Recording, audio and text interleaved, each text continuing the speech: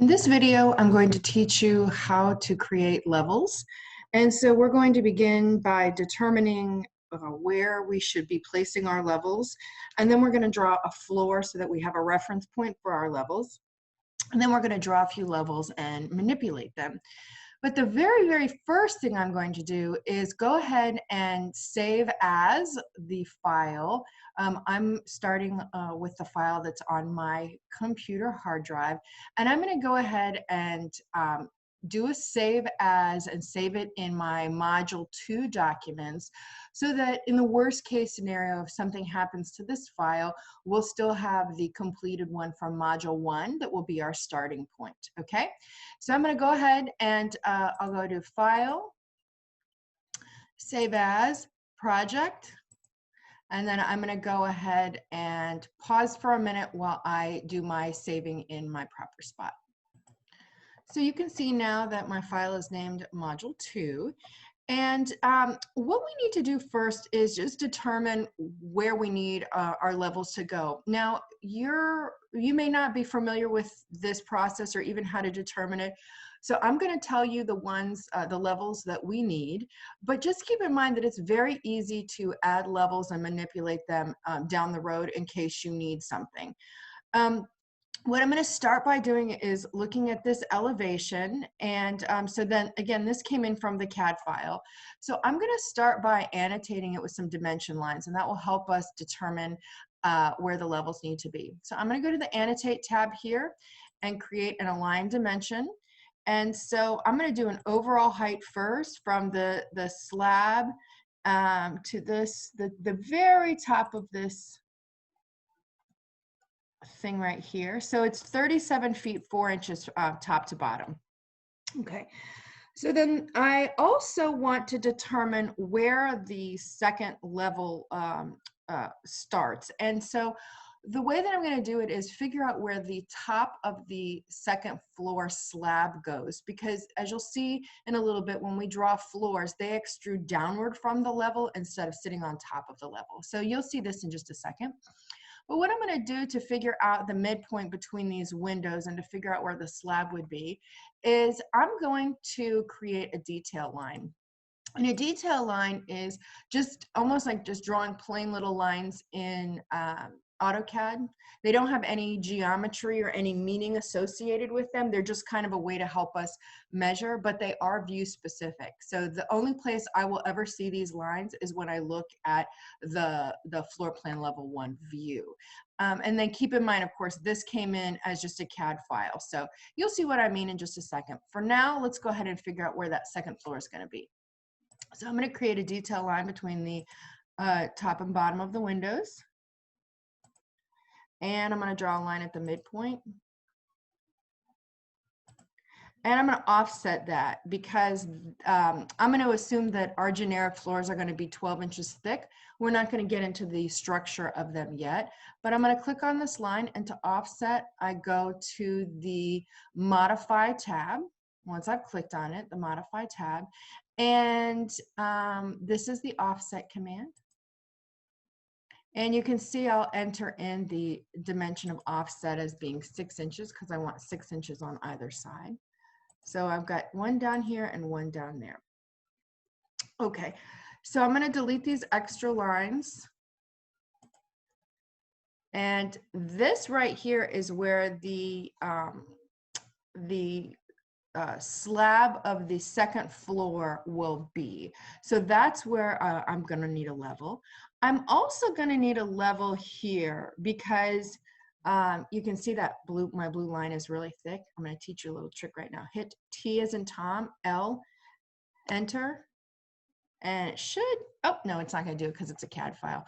But if you see real thick lines, and we'll see them in a little bit, you can make them thin by hitting TL for thin lines. So anyway, back to what I was saying. We're also going to need a level right here because there's stairs going up, and Revit's going to need to know that the stairs are going to connect from this first level to this level here. So we're going to need another level there. And then we're going to need a level here as well, and then one from the roof to the top of that second floor. So I'm going to add a couple more detail lines just so that, or pardon me, some dimension lines just so that we can see the dimensions that we're going to need to set our levels at. Okay, so I've got that one. That's to the top of the stairs. This one is to the top of the second floor slab. And then we're going to need one here, one here, and one here. Okay. So these are not the levels themselves. These are just showing us where we need our levels to be. Okay. All right.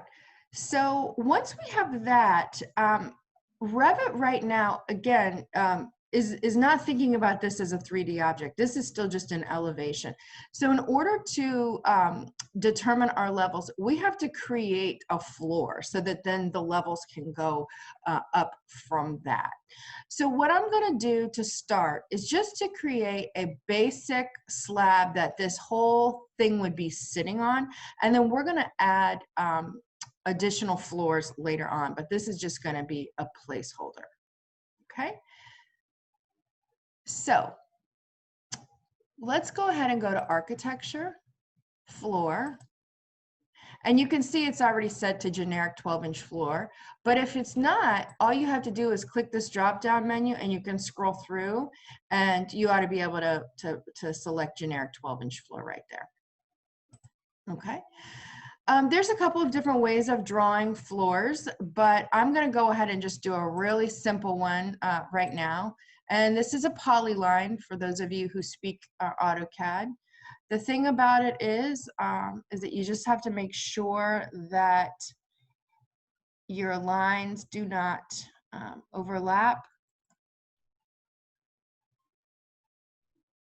And you'll see in a moment how easy it is to change the outline of a floor.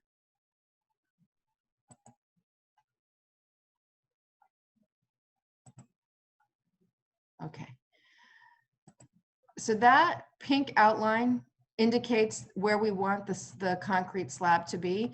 And once you've got it where you want it to be, you can hit this green checkbox. But if you hit the escape button, you can delete these lines, or you can add, you know, ins and outs and arcs and things like that, which, as I mentioned, we'll get into later. For right now, just a simple slab will do. Okay.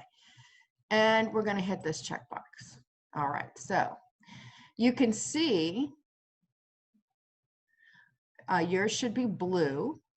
And now what we're going to do is let's just go ahead and look and see at this so far. Let's go to view and 3D view and see. You can see there's our floor right there that we just drew. Okay. And you can see now it makes a little bit more sense that the CAD file is just sort of this flat geometry. Okay. So we're going to go back to the level 1 plan. And now I have to do a section, which means, you know, cutting through the architecture so that I can see where the levels need to go. So that's the last thing I'm going to do in this video, is just pull a section. And I'm going to the view tab, and in the create, this is a section view. So I'm going to do one click here, drag. I'm not holding down my mouse, I'm just sliding my mouse. And then the second one here. And you can see in this section, we're cutting through right here, and we're looking in the direction of the arrow. And if we go to our project browser, we can see section 1 right here. And if we click on it, okay, that's the floor slab that we just drew. Okay. All right, I'm going to stop there with this video.